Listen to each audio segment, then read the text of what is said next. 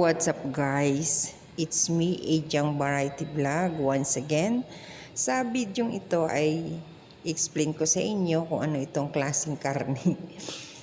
Kadarating lang namin galing ng market. So itong klaseng karning ito, mura lang to pero bumibili nito si amo ko.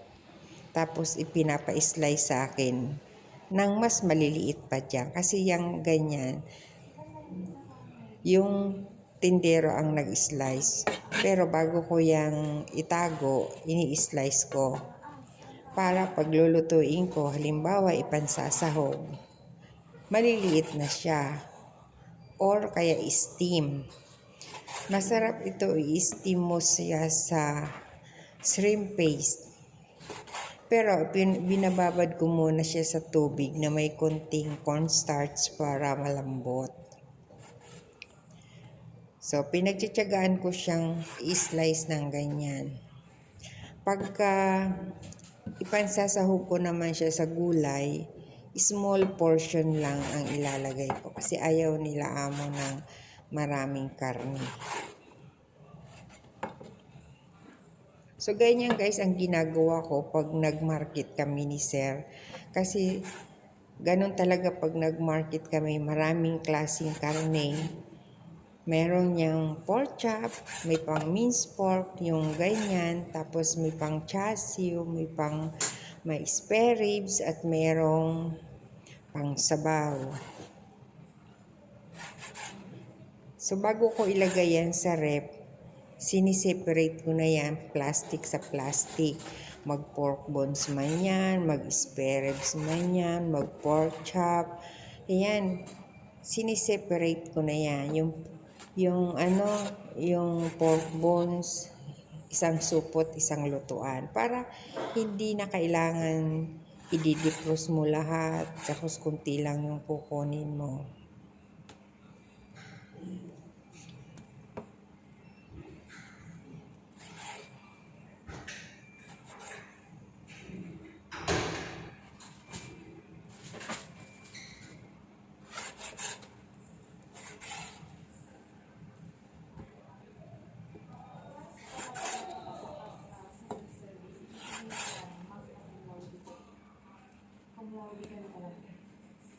Pag may civics na, ano pa yung civics na yan? Pero, bubo ko nito sila.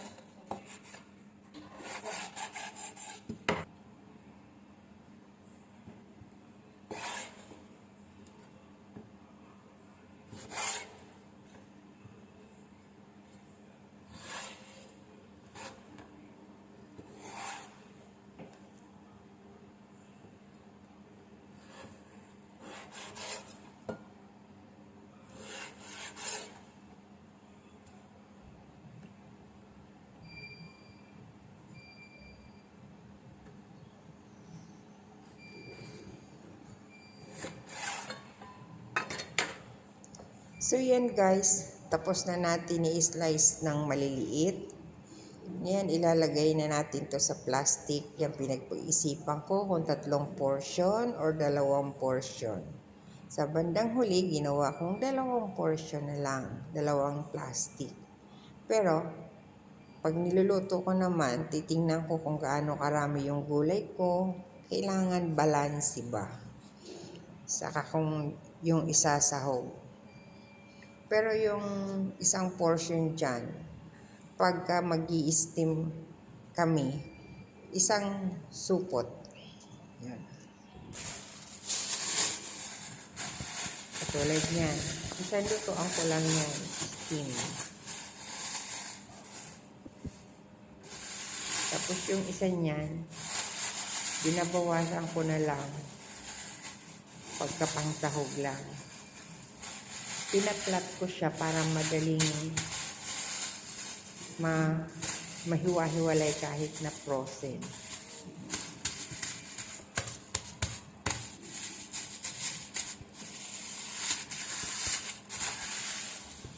So, ganyan ko siya nilalagay sa freezer.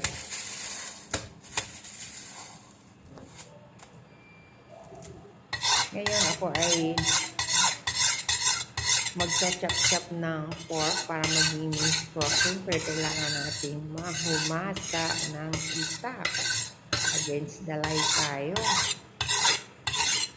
Ganyan po yan guys. Hinahasa natin yung knife para pag nag-chop-chop tayo, madaling tumalab yung sharp knife. Diba?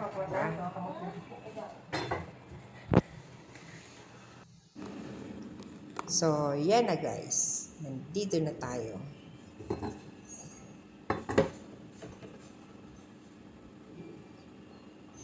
Nakita nyo yung aking ginagawang minced pork. Ang dami, di ba?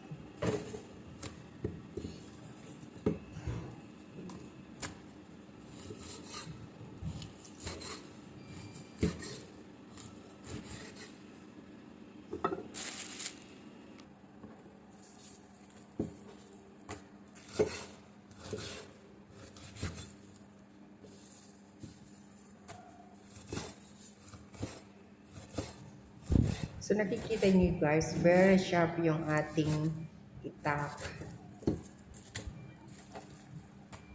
At yung aking chopping board ang nakakawa kasi humahalo na siya sa karne. Matakis din naman ang ulo ng amo ko. Sinabihan ko na bumili na lang ng ng machine. Ayaw niya. Gusto niya ganyan mano-mano. Kaya yung aking chopping board ay sumasama na yung kahoy sa karne. Okay lang daw. Kahoy lang daw yun.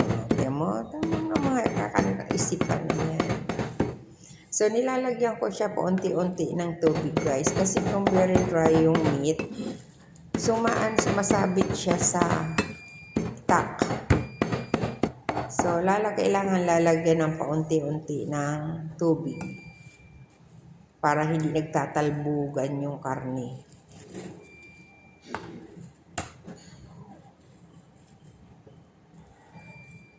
Hindi madali guys mag-chop-chop ng karne na gagawin mong mince. Sakit din kaya sa braso. Nakikita nyo yon? May itinabi na ako. Ibig sabihin, para sa akin na yun. Yung iba yan, ipapangsahog ko sa gulay. Yung iba, gagawin kong adobo. Yung iba, ilalagay sa pansit. Masakit din kaya guys sa braso, chop-chop. So yan na guys ang ating nagawa. Ngayon ilalagay natin siya sa plastic. Mabawasan na natin siya ng gagamitin natin for tonight na ulam. So nilalagay ko rin yan sa plastic bago ilagay sa freezer.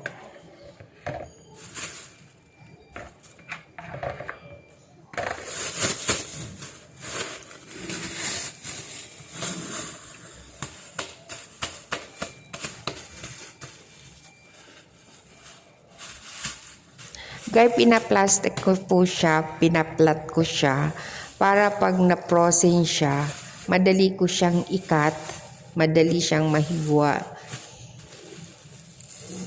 Halimbawa, yung isa ginagawa kong 4. Kasi kunti lang naman kami magamit ng minced pork.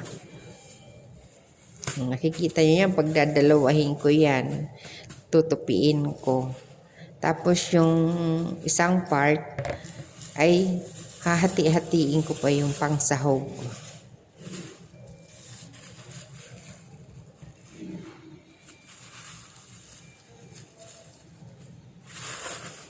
Nakita nyo? Nakita nyo yan, ganyan. So kahit na frozen siya, madali na siyang paghiwalayin, paghiwa-hiwain.